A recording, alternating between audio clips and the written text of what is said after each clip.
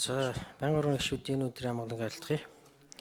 Улаанбаатарын агаарын чанарыг сайжруулах хөтөлбөрт 160 сая доллар байна. Энэ хэдийнээс хэрэгжих хөтөлбөр вэ? Энэ агаарын чанарыг сайжруулах асуудал дээр ямар ажил арга хэмжээ хэрэгжүүлэх гэж байгаа юм бэ? Энийг тодруулж өгөөч.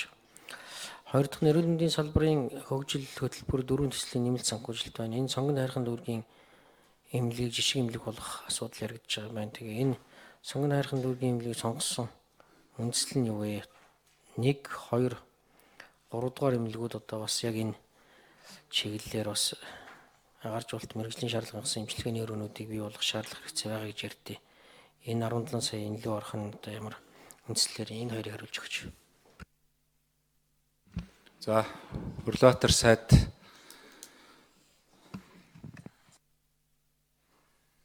За, тэр 160 сая Америк долларын бол энэ төсвийн дэмжлэг байгаа.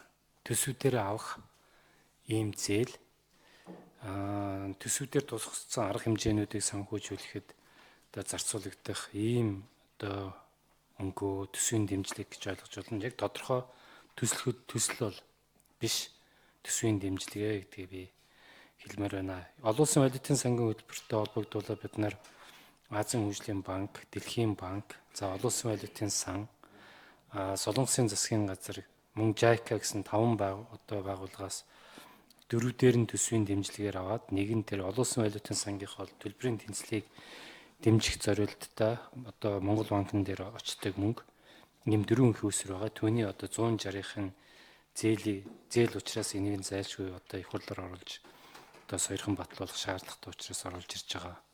За, сонгон хайрхан дүүргийн эмнэлэг бол баригдаад дуусж байгаа.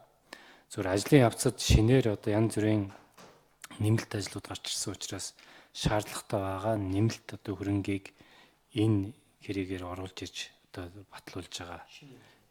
Энэ барилга нь бол эмнэлэг нь бол баригдаад үндсэндээ дуусж байгаа. Тий, шинэ эмнэлэг. За, Бадмаанбуугийн Батэртэн гишүүнд асуулт асууя.